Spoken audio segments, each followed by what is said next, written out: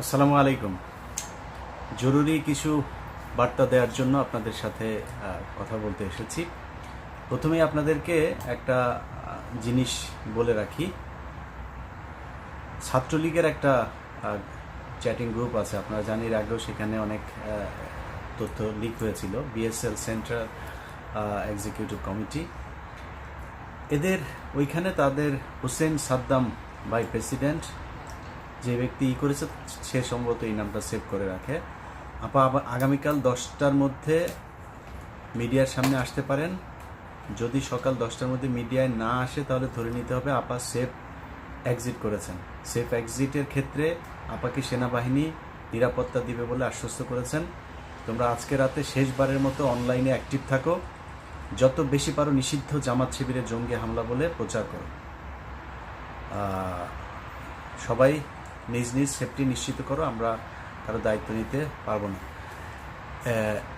এই ইয়েটার ভেতরে মানে শেখ হাসিনা এক্সিট নিবে না না নিবে ওইটা নিয়ে আমি এখন আর আলাপ করছি না, মানে এটা নিয়ে আলাপ করার বিষয় না। শেখ হাসিনা কী নিবে কেমনি নিবে সেটা শেখ হাসিনার ব্যাপার। শেখ হাসিনা মানে কতক্ষণ এই মানে তার জীবনের ঝুঁকি নিয়ে থাকবে সেটা একান্তই তার ব্যাপার। যেতে হবে ইনশাআল্লাহ, এটা হচ্ছে মূল কথা। যে কারণে ওই আলোচনায় আমি যাচ্ছি না। যেটা যেতে হবে, সিরাজগঞ্জে কালকে থানায় যে হামলাটা হয়েছে, সেই হামলার ওইখানে আহত যে পুলিশরা বেঁচে আছেন এখনো, তারা বলেছেন যে তারা চিনত, যেহেতু ওই এলাকাতেই তারা ডিউটি করতো, চিহ্নিত ছাত্রলীগের কয়েকজনকে তারা দেখেছে ওই হামলায় অংশ নিতে। গতকালকে হিন্দুদের বিভিন্ন আপনার মন্দির টন্দির অনেক জায়গাতেই শুনেছি যে এরকম তারা ভাঙচুর করেছে। আপনার এলাকায় যে এলাকায় আছেন আপনারা হিন্দু, তাদের মন্দির, এগুলোকে আপনারা পাহারা দিয়ে রাখবেন।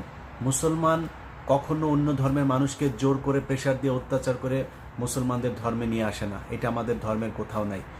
এই শেখ হাসিনা এবং তার পালিত এই বাহিনী, এরা গত 15 বছর ধরে সারা পৃথিবীকে এই ধর্মীয় ট্যাবলেট খাইয়ে তারা তারপর রেখেছে। সজীব ওয়াজেদ জয় গতকালকেই টুইট করেছেন। সেই টুইটে তিনি দেখেন, সেই টুইটটার ভেতরে 3-4 জনের নাম লেখা আছে। 3-4 জন হিন্দু মারা গিয়েছে, তাদের নাম লিখেছে।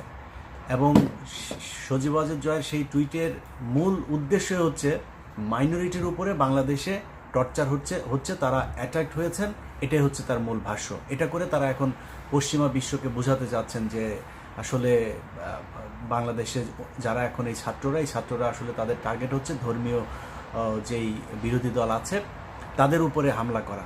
এটা তাদের সাজানো নাটক এবং এটা তারা বহুদিন ধরে করছে, এখনও তার ব্যতিক্রম কোনো কিছু করবে না। সো আপনাদের কাছে অনুরোধ, 1 নাম্বার হচ্ছে আপনার আশপাশে কেউ কোথাও কোনো ধরনের কোনো লোকজন যদি কোনো স্থাপনাতে হামলা করতে যায় কিংবা কোনো পুলিশকে আপনার আক্রমণ করতে যায়, সেই ক্ষেত্রে আপনারা এইটুকুই করবেন যে সেই পুলিশ কি আপনাদের উপরে আক্রমণ করেছে কিনা। কারণ পুলিশ আজকে নিরপেক্ষ থাকবে এবং তারা তাদের যেসব স্থাপনা, গুরুত্বপূর্ণ যে স্থাপনাগুলো, সেগুলো তারা পাহারায় থাকবে, এর বাইরে কোনো কিছু না। গণভবনে গেলে সেখানে কি হবে সেই ব্যাপারে আমরা এখনও নিশ্চিতভাবে কোনো কিছু বলতে পারছি না, এই ধরনের কোনো তথ্য আমাদের কাছে নাই। কিন্তু একটা বিষয় নিয়ে কথা বলবো। কর্নেল অবসরপ্রাপ্ত জনাব মোহাম্মদ আব্দুল হক, তিনিও গতকালকে তার চ্যানেলে এই বিষয়টা নিয়ে কথা বলেছেন। আমার কাছে যে তথ্যটা পেয়েছি, আমি আপনাদেরকে একটা ভিডিও একটু দেখাতে চাই। এই ভিডিওটা যদি আপনারা দেখেন, যেই ব্যক্তি গুলিটা করছে, এই স্নাইপারের, এইটা হচ্ছে যেটা কর্নেল হক উনিও বিশ্লেষণ করেছেন। উনি যেহেতু একজন সামরিক কর্মকর্তা ছিলেন, তিনি বিশ্লেষণ করেছেন সেখানে এই বন্দুকটার ভেতরে একটা দূরবীন আছে। আপনাদের মনে আছে যে নিউজিল্যান্ডে যখন মসজিদে অ্যাটাক করা হয়েছিল, এই রাইফেল দিয়েই কিন্তু সেখানে অ্যাটাকটা হয়েছিল। সো এটা দিয়ে খুব নিখুঁতভাবে একজন মানুষকে যদি শুট করা হয়, তার একদম, যদি মনে করে যে তার চোখের মধ্যে গুলি করবে, ঠিক চোখের মধ্যেই গুলি করা সম্ভব। যদি বলে একদম বুকের মাঝখানে গুলি করবে, ঠিক ওই জায়গাতেই গুলি করা সম্ভব। সো এটা তারা ব্যবহার করছে। কিন্তু এটা বিষয় না, পুলিশের কাছে তো AK-47 সহ বহু মরণঘাতী অস্ত্র আছে। ফেনী, সিলেট এবং ঢাকা, এই 3 জায়গার 3টা ফুটেজ আমার হাতে এসেছে।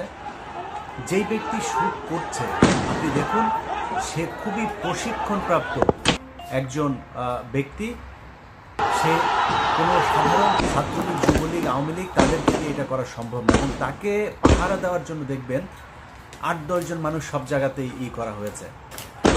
আমার কাছে যে তথ্য, এই স্নাইপার এই অস্ত্রটা নিয়ে যে কজনকে মাঠে নামানো হয়েছে, টোটাল 400 জন এই টিমের মেম্বার বাংলাদেশে কাজ করছে। এই অস্ত্রটা যেটা দেখছেন আপনারা, এই অস্ত্র হাতে যদি বাংলাদেশের কোথাও কাউকে দেখা যায়, আপনারা বুঝবেন সেটা হচ্ছে ভারতীয় বিশেষ বাহিনীর একজন সদস্য।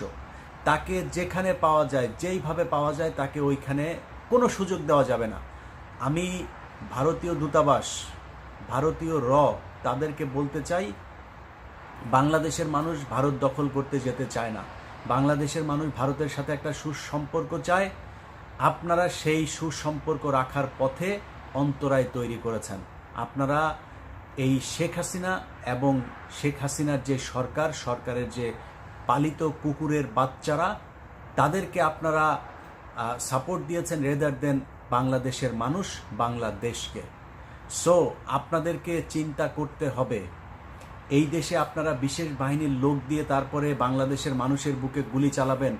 বাংলাদেশের মানুষ এত সহজে দমে যাবার না, এটা আপনারা নিশ্চয়ই বুঝতে পেরেছেন। যদি এবারের ঘটনার ভেতরে ভারত যদি তাদের সরাসরি সম্পৃক্ততার কোনো জানান দেয়, বাংলাদেশের 16 কোটি মানুষ একদম সরাসরি যুদ্ধে অংশ নেওয়ার জন্য প্রস্তুত, যে প্রমাণ তারা এরই মধ্যে দিয়েছে।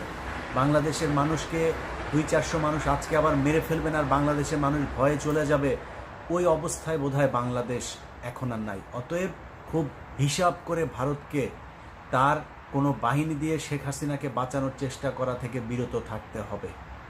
বাংলাদেশের মানুষের কাছে আমার অনুরোধ, এই অস্ত্র সারা বাংলাদেশে 400 জন নাথিং, এটাকে যেখানে পাবেন আপনাদের টার্গেট থাকতে হবে যে এইটাকে শিক্ষা দিতে হবে, এবং তাকে ধরে যদি সম্ভব হয় তাহলে তার কাছ থেকে বক্তব্য রেকর্ড করবেন। তার ভাষা, তার মুখের কথা শুনলে বুঝতে পারবেন সে বাংলাদেশি নাগরিক না। অতএব তাকে ধরলে সেখানে ধরে তারপরে তার কাছ থেকে স্বীকারোক্তি নেবেন, তাকে কারা পাঠিয়েছে, কি করেছে, এটা আমাদের জানতে হবে। বাংলাদেশের মানুষকে বুঝতে হবে এদেশের মানুষের আজকে যে অবস্থায় দেশ এসে পৌঁছেছে, এটার জন্য এই ভারত দায়ী। তারাই চুজ করেছে এই শেখ হাসিনাকে, তারাই 1981-এ এই শেখ হাসিনাকে বাংলাদেশে পাঠিয়েছে ভারতের হয়ে, তারপরে এই বাংলাদেশের এই পরিস্থিতি তৈরি করবার জন্য। অতএব ভারতের সাথে আমরা যুদ্ধ করতে চাইও না, তাদের সাথে যুদ্ধ করার মতো ওই শক্তিও আমাদের নাই, আমাদের প্রয়োজনও নাই। কিন্তু বাংলাদেশ যদি আক্রান্ত হয়, ভারতের সাথে বাংলাদেশের একটি প্রাণ জীবিত থাকা পর্যন্ত এদেশের মানুষ আপনাদের বিরুদ্ধে যুদ্ধ করবে।